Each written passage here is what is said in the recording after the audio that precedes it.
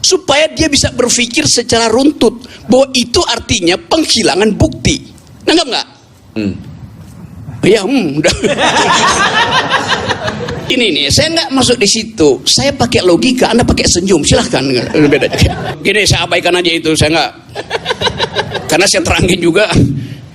Ya udah, ya nggak nyampe lah gitu soal logik sudah gini. Saya terangin terus. Assalamualaikum warahmatullahi wabarakatuh. Kembali lagi di channel Prayoga Muhammad. Gimana kabar kalian semua? Semoga baik-baik saja ya dan dilancarkan segala rizkinya. Tetap semangat untuk terus menjalankan ibadah puasa ini. Jangan kendor.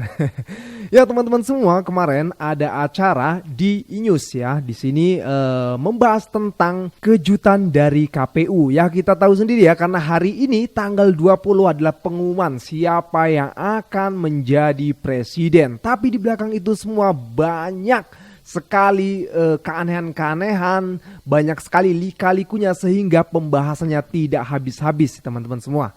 Nah kali ini di forum ini ada Bung Refli Harun, Bung Rocky Gerung, Bung Noel, Babe Haikal, ada juga Bang Ege, terus Roy Suryo ya kan. Pokoknya seru ini. Nah ketika itu lucu ini. Jadi Bung Noel menganalogikan bahwasanya setiap orang yang mengatakan kecurangan, yang mengatakan maling itu berarti dia pernah maling. Orang yang mengatakan kecurangan berarti dia juga berbuat curang. Analogikanya seperti itu ya, Bung Noel mengatakan.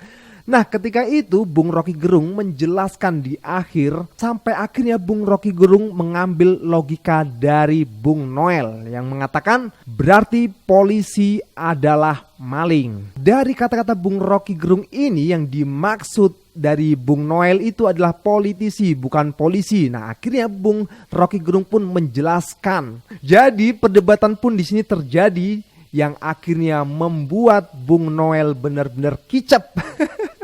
Tak mampu berkata-kata ya, karena memang di sini Bung Rocky Gerung mengambil parameter logika dari Bung Noel ya, sehingga apa yang dikatakan Bung Rocky Gerung itu ya benar gitu loh, tak salah, jadi ya tak bisa dibantah. Tapi memang benar-benar seru nih kalau udah Bung Rocky ngomong itu, pokoknya aduh menurut gue memang keren banget deh, the best banget dia ini menjadi seorang pengamat politik. Jadi gue berharap sih Bung Rocky nggak masuk ke politik ya, jadi menjadi pengamat politik saja. Biar apa? Biar oposisi itu ada warnanya gitu loh. Keren pokoknya, panutan deh. Oke teman-teman semua, dan nanti juga akan ada sedikit pembahasan di mana hari ini banyak banget kejadian-kejadian seperti banjir dan lain-lain sebagainya, dan masyarakat menginginkan adanya bansos karena ketika kemarin hendak pemilihan bansos begitu besar-besaran dikeluarkan, tapi nyatanya saat ini begitu rakyat membutuhkan justru tak ada. Oke teman-teman semua, langsung saja kita lihat videonya. 58% Pak Prabowo dapat suara, 62% minta hak angket. Coba bayangkan coba. Anda percaya yang mana? Ya kita percaya 58%, oke. Tapi kalau yang percaya 62%, bagaimana caranya tuh? Jadi keadaan itu juga ada anomali juga di situ tuh. Nah, supaya anomali itu kita bisa terangkan, maka jangan pakai teorinya saudara Noel, karena dia bilang semua polisi adalah maling. Bener kan? You bilang begitu kan? Oke. Politisi. Semua polisi adalah maling. You bilang tadi. Cuman Pakai politisi.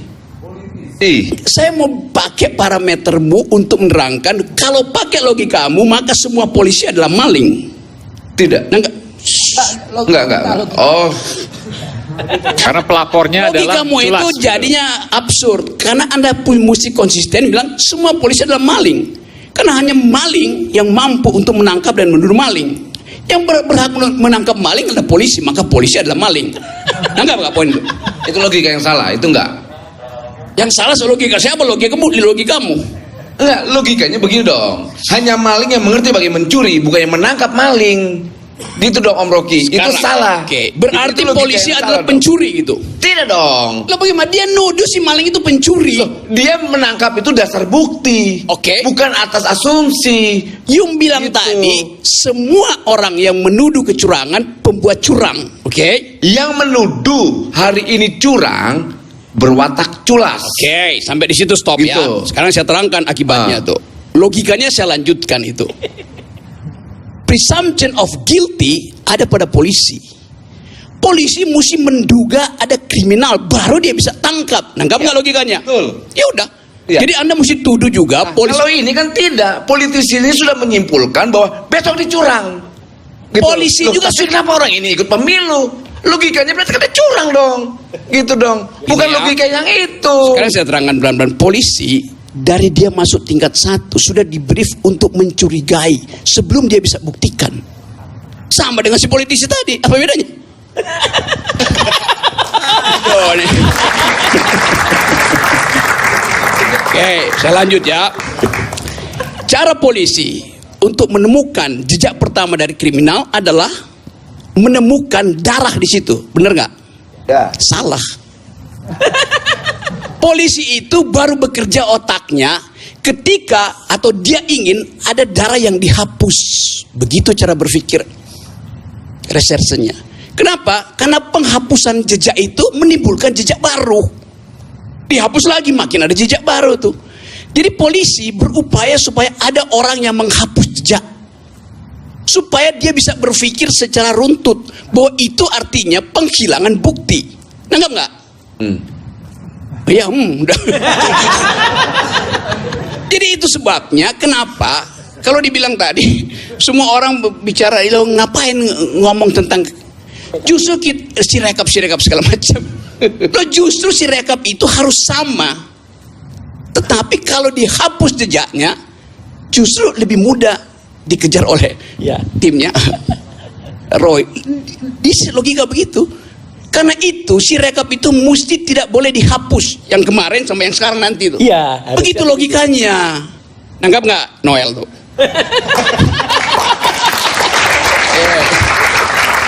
Padahal saya mau sampaikan sesuatu, silakan. Oke, gue ngajar intelijen dan logika. Tapi ya nggak apa-apa, apapun lah ya, apa yang disampaikan Bung Rocky. Ya udah bukan benar, apapun, benar. memang cuma Kenapa? itu, nggak ada apapun di situ.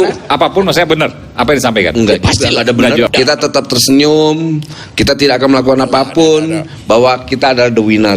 Udah bagus, Oh, udah Rocky udah mau bilang diam apa, ya, diam, terserah udah gue udah tahu tuh. Gitu.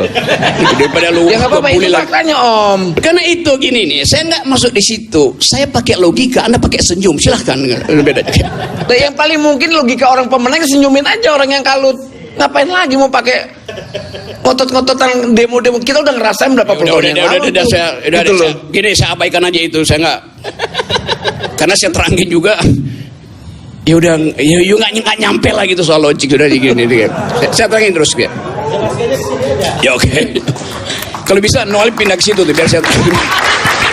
Oke ya. Sekarang Kali ini bener-bener Bung Noel salah cari lawan ini. Soalnya kemarin tuh waktu beliau lawan Bung Sitorus ya, bener-bener tuh kayak sampai hampir adu jotos. Mungkin di sini juga ada rasa-rasa nggak enaknya karena Bung Rocky Gerung juga lebih senior daripada Bung Noel ya. Tapi intinya bener-bener di sini Bung Rocky Gerung bener-bener bisa buat Bung Noel kicep.